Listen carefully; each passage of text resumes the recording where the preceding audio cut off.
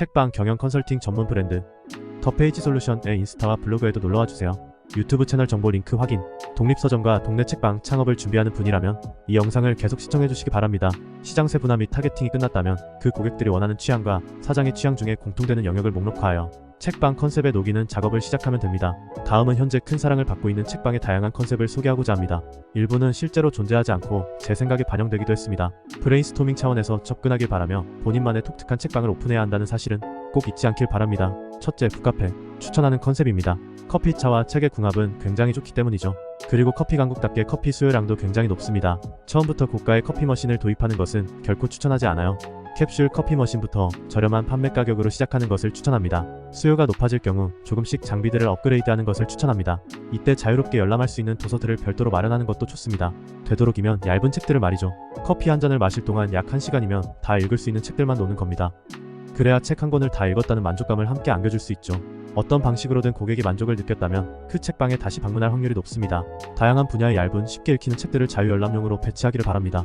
두꺼운 책들은 자유열람용 책 비중의 10%만 전시하는 것을 추천합니다. 너무 얇은 책만 있으면 다소 지식적 열망을 못 느끼게 될 수도 있습니다. 두꺼운 책도 있는 책장에서 얇은 책을 선택하여 꺼내 읽을 수 있는 환경을 마련해주는 것이 핵심입니다.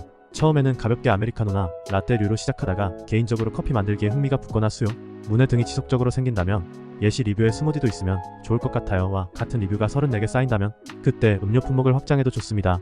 아이스티와 같은 음료, 꽃차 등은 제조법이 굉장히 간단하므로 기본 품목에 넣어두는 것을 강력히 추천합니다.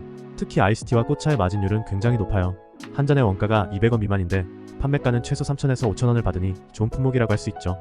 물론 찻잔이나 커피포트 등을 생각한다면 원가가 올라가겠지만 장기 운영할 경우 주목할 만한 투잡이라고 보기는 어렵습니다. 둘째, 온전히 책만. 책 판매 하나로 승부 보는 책방도 있습니다. 별도의 톡소 모임도 없고 음료나 기타 활동도 하지 않죠.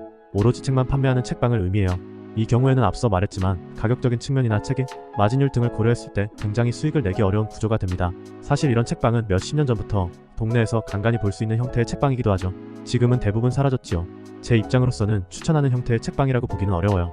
낭만적이며 본질에 충실한 형태라고 볼 수 있지만 직접 경험해본 바와 논리적 근거를 대입해봤을 때 책방의 유지 자체가 어려울 가능성이 높을 것입니다. 책방 사장이 투잡을 하는 경우가 아니라면 말이죠. 되도록 본 영상에서 소개하는 다양한 요소를 검토하고 특화하여 책방에 녹여내는 것을 추천합니다. 셋째, 책을 읽는 공간.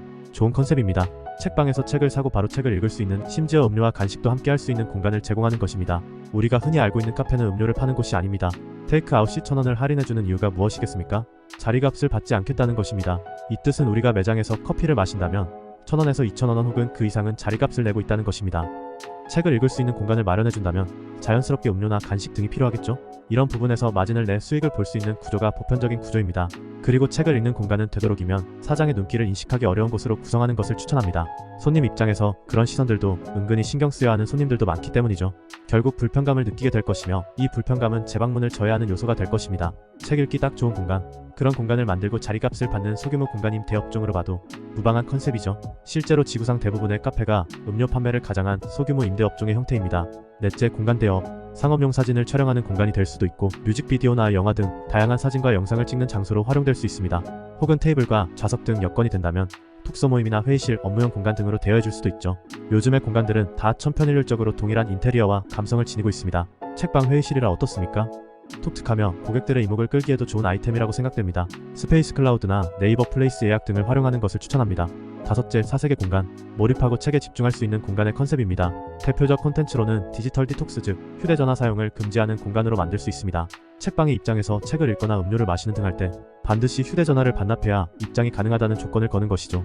몰입에 있어 굉장히 큰 방해가 되는 것은 휴대전화입니다. 인스타브레인이라는 책에서는 휴대전화를 사용하지 않더라도 근처에 있으면 괜히 신경이 쓰이게 된다고 합니다. 그런 상황에서 강제로 휴대전화를 책방 사장이 보관을 한다면 고객 입장에서는 완벽한 몰입이 가능해질 것입니다. 이런 몰입의 강점을 내세워 고객들에게 차별성을 제공해주는 컨셉을 정할 수 있다는 것이죠. 강남에 있는 욕망의 북카페도 이런 정책을 시행하고 있어요. 만약 생각이 있거나 궁금하다면 욕망의 북카페를 방문해보시는 것을 추천합니다.